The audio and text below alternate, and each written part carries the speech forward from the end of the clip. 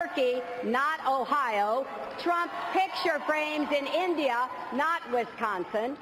Donald Trump says he wants to make America great again. Well, he could start by actually making things in America again.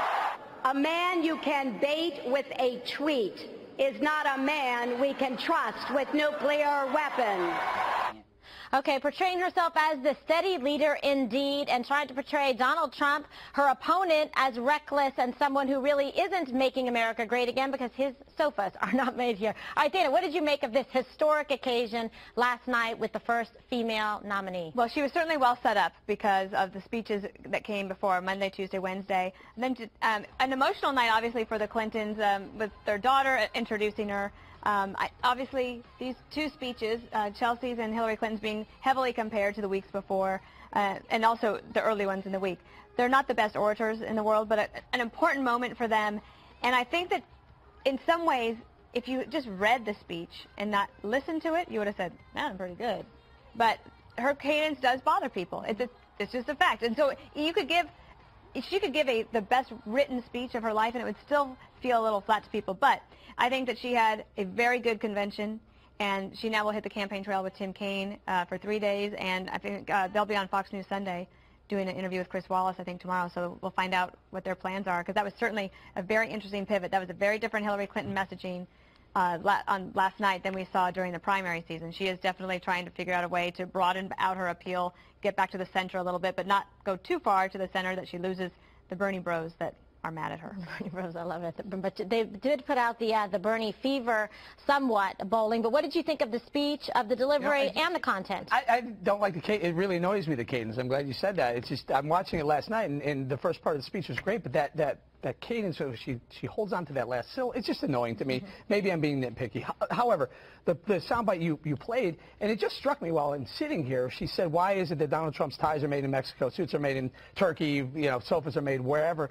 And Trump has an answer to that, and I just realized it right now. It's because of our stupid tax code. That's why the ties are made in Mexico, suits in Turkey and whatnot, and minimum wage. These are two big Democrat policies that Republicans vehemently disagree with. We have the highest corporate tax rate in the free world, in the developed world, number one. And number two, the minimum wage drives manufacturing jobs overseas, period. If you have to pay someone $10 or $12 an hour like they're proposing, all those lower wage manufacturing jobs are going to go right to places where they don't have that minimum wage. So take that and run with it and say, here's why my ties are made in Mexico, because it's cheaper to make them in Mexico. I'm a businessman, and guess what? As a president, I'll do this. I'll fix this problem so that we can bring manufacturing back. Jobs back here. I mean, that's what you have to do to be able to counter the argument. Now, Greg, you were mentioning that you thought that this was a good point for her to bring up, but you had an issue with the delivery of it for maximum impact. Well, first, it's hard for Donald to talk about minimum wage because he's for raising it.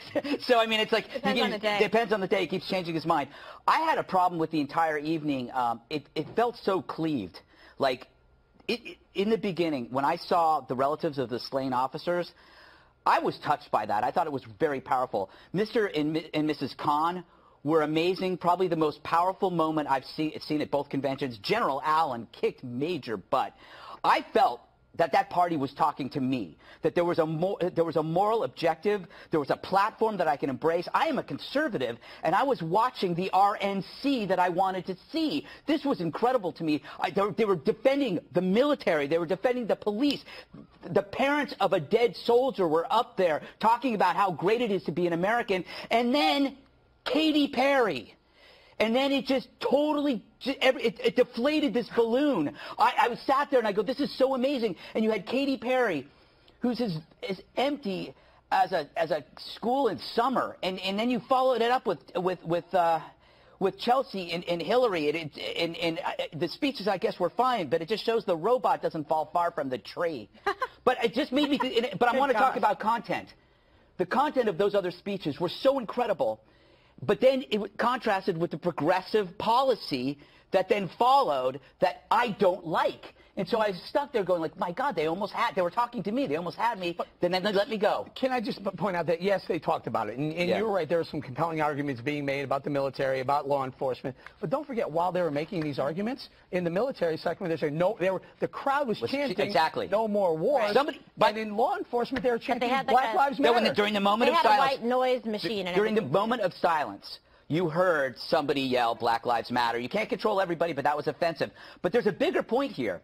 The people on stage were great, but Hillary cannot bring them on stage on the debate. She cannot have General Allen. She cannot have Obama. She cannot have Bill Clinton on. She is going to be alone against Donald. And when you look at her speech, you realize she may not have a chance. She may not have a chance against Donald without those people behind her. Without the supporting cast and characters. Yes. And I want to get, I stayed up very late watching Juan Williams, and I want to get his take, because here, and Juan, take a listen, Clinton outlining her progressive policy agenda. I believe that when we have millions of hardworking immigrants contributing to our economy, it would be self-defeating and inhumane to try to kick them out. Bernie Sanders and I will work together to make college tuition free for the middle class and debt-free for all. I'm not here to repeal the Second Amendment. I'm not here to take away your guns. I just don't want you to be shot by someone who shouldn't have a gun in the first place. Okay, Juan, was powerful moments for you, outline the progressive agenda? Well, I think it's a response to what Greg was saying. The debates are coming up. They'll be the next major event in terms of this campaign. We go towards Labor Day. I don't think there's any question that after that speech, after that convention, she's going to get a bump. So we saw Donald Trump get a bump anywhere from 3 to 6 points, which is about in the margin for that's typical historically for Republicans. Democrats do a little better typically on the bump, and I thought they had such a smooth convention that I think they unified the base and were able to appeal to the independent voters and specifically some of those white women, not so much white men, that they've been after. So when Greg talks about the debates, I think to myself, hey, last night she had the perfect answer. She said she sweats the details. And what are the details? If it's details about your family, if it's about your kid, if it's about the cost of your prescription drugs, yeah. She says, I'm right there with you. Her delivery she can't react to Donald that way. Of course she can. She can make him out to Sugar be Ray Leonard, know and she's nothing. as stiff as an ironing board. Let me just tell you something. In a debate, if I've got the facts and you just showed up, you're going to not look so great, even if you are Sugar Ray Leonard, right? And I think that's going to make him look like he can shout at her, he can call her names, but he really doesn't know what's at stake. And when he says he knows more than the generals, or he watches us here at Fox, so that's how he gets his information about the military, that's going to look laughable. So overall, I would say this. When she talks about a plan that calls for more spending to create more jobs, when she talks about paid family leave, when she talks about subsidizing public college education, guess what? I think she's saying to people, I have a plan. That other guy, 70-odd minutes. There was even a little humor, Greg. 70-odd minutes. She said that really odd minutes. I think she did I would call it pretty very well. little humor. Yeah, but I think she was simple, clear, pragmatic, and presidential. We get it. You liked it.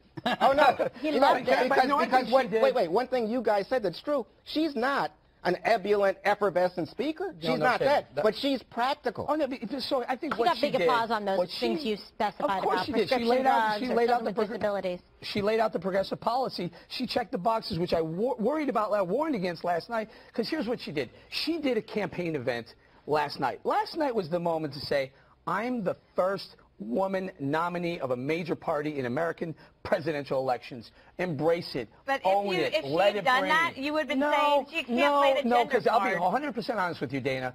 I was impressed by that moment. Seeing her there, I was impressed. And then she went into the progressive policy stuff, and I'm like, you know what? You lost me. No, she said, Then she said, we're people gonna follow don't the know money. what to make of me, and then she told a little bit about herself, and I love the part about her mom.